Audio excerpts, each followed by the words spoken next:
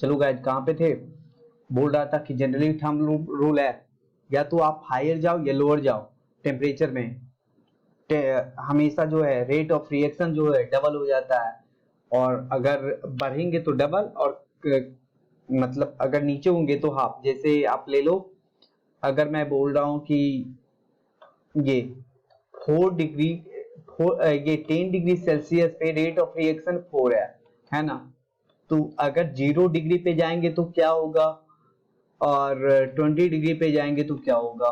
10 degree का difference दोनों है, इधर भी है इधर भी है। तो अगर इधर बढ़ते हैं तो ये 8 टाइम्स हो जाएगा, दुगना हो जाएगा, और अगर ये जाते हैं तो 2 हो जाएगा रेट ऑफ रिएक्शन। समझ में आ गया ना।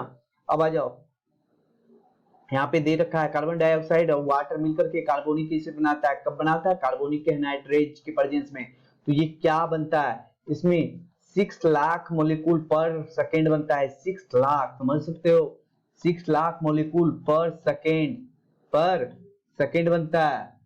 अगर इमेजिन करो कि ये कार्बोनिक एनहाइड्रेट नहीं रहता तब कितना बनता, समझ सकते हो कितना बनता है, 200 भी नहीं बनता, 200 मॉलिक्यूल पर मिनट।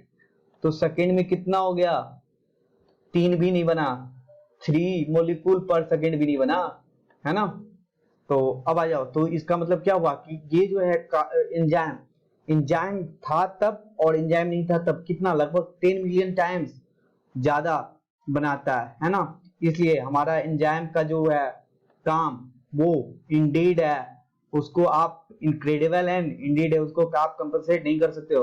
अब ये बोल रहा है कोई भी मेटाबॉलिक पाथवे है वो डिफरेंट डिफरेंट पे, मतलब कैसा कंडीशन उसे देते हो वो सराउंडिंग पे डिपेंड करता है क्या बनाएगा। जैसे ग्लूकोज ले लो, अगर इसको उसके इसके 3 फेट है, ग्लूकोज के बहुत सारे फेट है लेकिन मेनली आपको 3 बता रहा हूँ जो नीट में आएगा।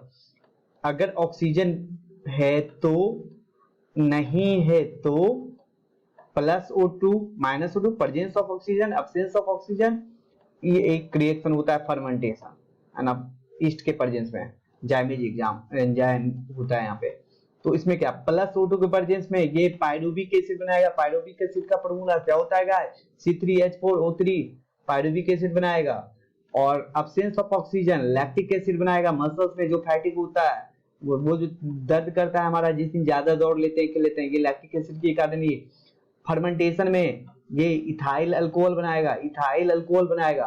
तो एक ही है ग्लूकोज है, इसके प्रोडक्ट डिफरेंट 3 बन रहे हैं। वो कैसे पॉसिबल है, क्योंकि सराउंडिंग अलग अलग है, हम लोग अलग अलग जो है इसके इसको कंडीशन दिए हैं।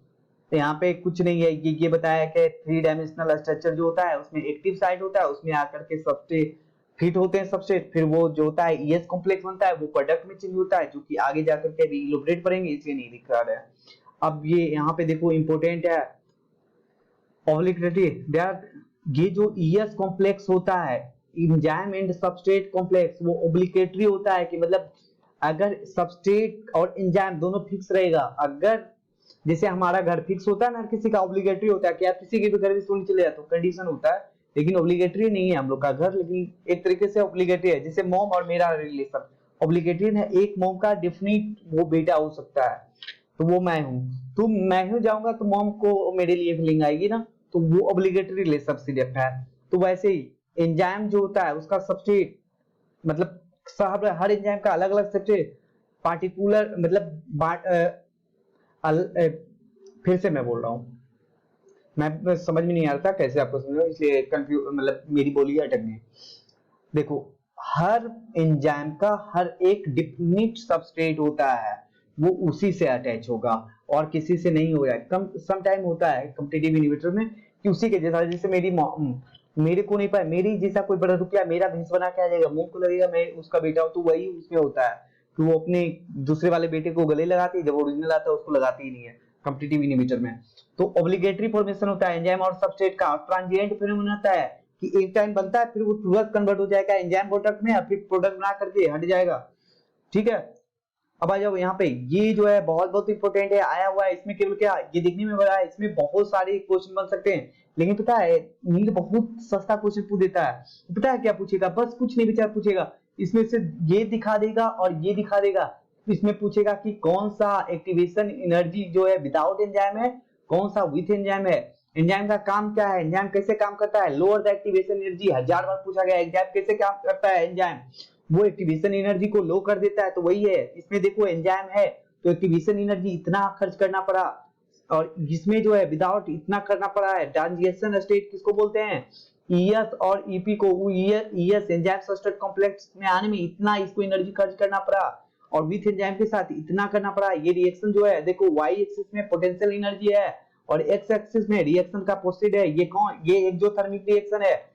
आप पूछोगे आपको कैसे पता, हम क्योंकि हमें पता है डेल्टा एच जो होता है ना, इंथैल्पी, इंथैल्पी जो होता है निगेटिव होता है, निगेटिव होता है किसका, एक्सोथर्मिक का, अब पॉजिटिव होता है एंडोथर्मिक का। आप पूछोगे कैसे पता आपको निगेटिव है, क्योंकि प्रोडक्ट एंथैल्पी क्या होता है, एंथैल्पी कैसे निकालते हैं, प्रोडक्ट की एनर्जी माइनस रिएक्टेंट की एनर्जी। इसमें सीधे दिख रहा है कि प्रोडक्ट की एनर्जी कम है, रिएक्टेंट की ज्यादा है, यानी प्रोडक्ट का आप समझ लो कि 2 है एनर्जी, 2 किलो कैलोरी, और सबस्ट्रेट का 10 किलो कैलोरी है। तो प्रोडक्ट का 2 रखे, रिएक्टेंट का 10 रखे, कितना आया, -8 आया, -8 किलो कैलोरी आया। तो -8 निगेटिव में आ रहा है, तो निगेटिव आ गया, एक्सोथर्मिक है। हम लोग को पता है एक्सोथर्मिक रिएक्शन में टेम्परेचर लोअर रखेंगे तो फेवरेबल रिएक्शन होगा, ज्यादा होगा, हाई में नहीं होगा। इसमें यही सब दे रखा है, आप देख लो। इसमें बोला गया है यही एनर्जी एस जो होता है transition state called activation energy, वो सबस्टेट और ट्रांजिएंट स्टेट के बीच जो एनर्जी मिल रहा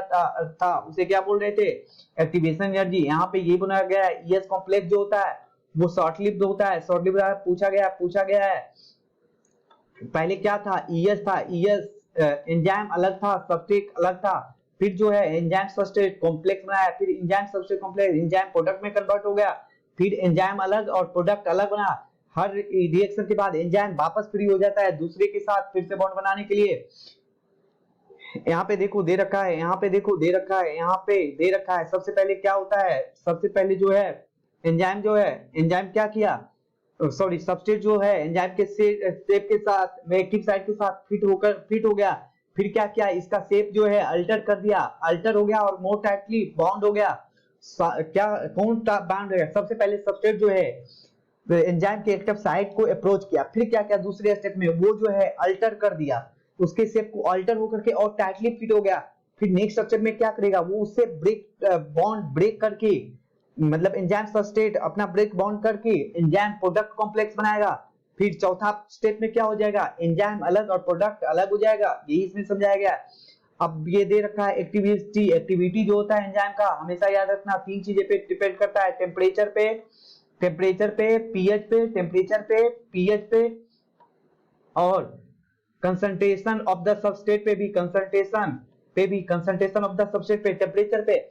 अगर भी जिस टेम्परेचर या पीएच पे जो एंजाइम सबसे एक्टिव रहे, सबसे ज्यादा रेट ऑफ रिएक्शन दे, ज्यादा काम करे, वो जो होता है ऑप्टिमम टेम्परेचर या ऑप्टिमम पीएच कहलाता है। ऑप्टिमम टेम्परेचर के ऊपर भी, ऑप्टिमम टेम्परेचर के नीचे भी एंजाइम की एक्टिविटी स्लो डाउन हो जाएगी। टेम्परेचर अगर कम कर देंगे तो प्रोटीन जो होता है, सब जानता है कि मोस्ट ऑफ प्रोटीन जो है एंजाइम जो है प्रोटीन से मिलकर बना है एक्सेप्ट राइबोसोम। नीचे कर देंगे, टेम्परेचर कम कर देंगे तो प्रोटीन जो हो जाता है वो इनएक्टिव हो जाता है, काम नहीं करता है। अगर ऊपर कर देंगे तो प्रोटीन डीनेचर्ड हो जाता है, ये याद रखना। अगर स्लो टेम्परेचर देंगे तो वापस अगर हाई ऑप्टिमम टेम्परेचर आएगा तो वापस एंजाइम एक्टिव हो सकता है, लेकिन जब टेम्परेचर ज्यादा कर देंगे, टेम्परेचर मतलब प्रोटीन डीनेचर्ड हो जाएगा तो वापस एंजाइम एक्टिव नहीं होगा। यही दोनों में अंतर है। हाई टेम्परेचर, पीएच तो पता ही है, पीएच भी सेम हाई लो में। कंसंट्रेशन, सबस्ट्रेट का कंसंट्रेशन, एक्टिव साइट जो होता है एंजाइम का वो लिमिट होता है, एक टाइम तक कंसंट्रेशन बढ़ा रहे हैं क्योंकि एंजाइम के पास एक्टिव साइट है, प्रोडक्ट दे रहा है, एक टाइम के बाद पूरा एक्टिव साइट एंजाइम का भर गया। अब आप सबस्ट्रेट बढ़ाते जा रहे हो, रेट ऑफ रिएक्शन पे कोई इफेक्ट नहीं पड़ेगा, यानी कि एक टाइम के बाद कंसंट्रेशन कितना भी बढ़ा लो कोई काम नहीं करेगा। क्यों नहीं करेगा, क्योंकि एक्टिव साइट फुलफिल हो चुकी है। यही यहाँ पे समझाया है। ये भाई ये तीनों वेरी वेरी इंपोर्टेंट के साथ, मतलब 10-20 का चार्ट लगा लो, कब नहीं पूछा गया है। ये देख लो, ये वाई एक्सिस में एंजाइमेटिक एक्टिविटी और इसमें पीएच एक्टिविटी, पीएच और टेम्परेचर दे रखा है एक्स एक्सिस में। ये देखो ऑप्टिमम पीएच है, ये देखो ऑप्टिमम क्या है, टेम्परेचर है। इस टेम्परेचर पे एंजाइम ये पीएच पे एंजाइम की एक्टिविटी मैक्सिमम थी, इसके आगे पीछे दोनों घट रही है। ये देखो कंसंट्रेशन, कंसंट्रेशन एक टाइम पे बाद बढ़ाते गए सबस्ट्रेट का कंसंट्रेशन बढ़ते गया, एक टाइम के बाद ये कांस्टेंट हो गया। क्यों हो गया? क्योंकि ये जो है टोटल एक्टिव साइट फुलफिल हो गया। केएम किसे बोलते हैं? काइले मैकेल्स कांस्टेंट, सॉरी मैकेल्स कांस्टेंट किसे बोलते हैं? जिसपे Vmax जो होता है मैक्सिमम वेलोसिटी का, जो भी कंसंट्रेशन का मैक्सिमम वेलोसिटी है उसका हाफ हो पूछा गया है। Km equal to Vmax by 2, Km equal to Vmax by 2।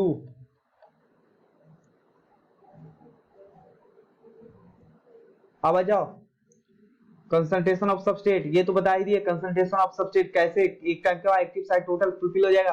अब आ जाएगा कितने बार जो होता है, क्या होता है कि केमिकल इनहिबिटर होता है वो उसी के शक्ल का रहता है, सबस्ट्रेट की शक्ल का, वो जाकर के एक्टिव साइट पे बाउंड हो जाता है। तो फिर होता है जो मेन सबस्ट्रेट है उसको रिएक्शन करने मिलेगा ही नहीं, इनहिबिटर ही चिपका रहेगा। तो फिर जो है रेट ऑफ रिएक्शन कम हो जाएगा, या रेट ऑफ रिएक्शन कम हो जाएगी या टोटल रिएक्शन ही बंद हो जाएगा। ठीक है। अब इनहिबिटर दो तीन टाइप के होते हैं। एक कॉम्पिटिटिव इनहिबिटर हम लोग में दिया हुआ है। कॉम्पिटिटिव इनहिबिटर में क्या करता है कि वही बताए कि जैसे मैं हूं, मोम मेरे को देख के ही दरवाजा खोलेगी। क्या हुआ कि एक बड़ा रुपया है, मेरा ही रूप बना करके आ गया, मोम दरवाजा खोल करके अंदर आ गई।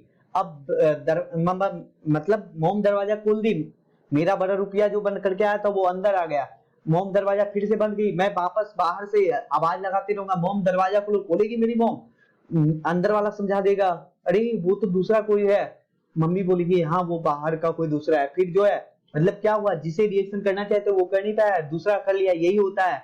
इसका एग्जांपल देखो क्या दे रखा है, मेलोनेट सक्सिनिक डिहाइड्रोजिनेज के साथ जो एंजाइम है उसके साथ सक्सिनेट को, उसका सबस्ट्रेट सक्सिनेट है उसे रिएक्शन करना चाहता है, एक्टिव साइट पे फिट होना चाहे, लेकिन मेलोनेट दोनों का अभी देखो सक्सिनिक एसिड मेलोनिक एसिड एक ही जैसी दिखती है, दोनों जियोमेट्रिकल आइसोमर्स है। तो वो क्या होता है सक्सिनेट के बदले मेलोनेट आकर के अटैच हो जाता है, फिर सक्सिनेट कर ही नहीं पाता है। तो सक्सिनेट ये कॉम्पिटिटिव ने बहुत बार पूछा गया है। और ये भी यूज ऑफ जो बैक्टीरियल पैथोजन है उसका भी कंट्रोल हम लोग सक्सिनिक ये कॉम्पिटिटिव इनहिबिटर के थ्रू करते हैं।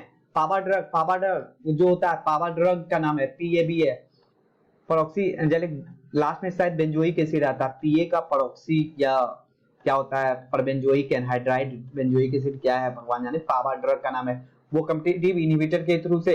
अब देखो एंजाइम को 6 क्लासेस में और 4 to 13 सब क्लासेस में बांटा गया है। उसका अकॉर्डिंग 4 डिजिट नंबर होता है, वो देखोगे फर्स्ट डिजिट जो होता है उसके क्लास को डिपेंड करता है, दो जीनस को करता है वो ब्ला ब्ला ला।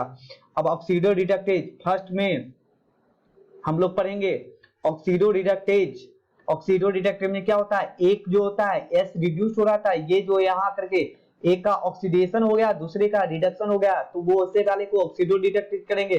ट्रांसफेरेज एक ग्रुप जो होता है ट्रांसफर होकर के दूसरे के पास चला जाता है, तो वो हो गया ट्रांसफेरेज, है ना। हाइड्रोलेजेज मतलब hydrolysis of ester carbon carbon जो भी हाइड्रोलिसिस, प्रेजेंस ऑफ मतलब हाइड्रोलिसिस ऑफ वाटर, हाइड्रोलिसिस मतलब होता है वाटर के प्रेजेंस में जो भी ट्रांसफर, जो भी मतलब बॉन्ड का, जो भी ईस्टर का या सीसी बॉन्ड का या किसी का भी हाइड्रोलिसिस हो गया है तो वहां पे एंजाइम जो होगा हाइड्रोलेज होगा।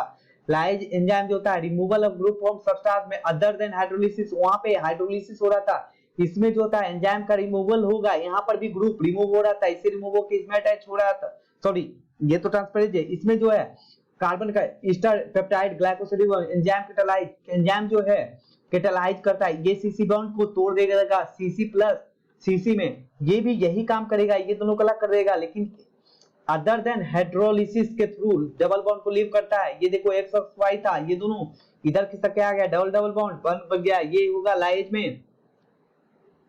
अदर देन हाइड्रोलिसिस वहां पे आइसोमरेज, आइसोमरेज क्या है, ये इंटरकन्वर्ट, ये जो होता है एक आइसोमर दूसरे आइसोमर्स में चेंज कर देता है, वो जो होता है आइसोमरेज। लैगेज, लैगेज का क्या काम है, लिंकनिंग, लिंकनिंग हम लोग पढ़ेंगे जेनेटिक इंजीनियरिंग में, सीओ बॉन्ड सीएस बॉन्ड ये सबको लिंकनिंग करता है, तो वो क्या हो गया लैगेज हो गया। तो उसको इसको याद कैसे रखोगे, याद करने का है, याद करने का है ये देखो ऐसे याद रखना, O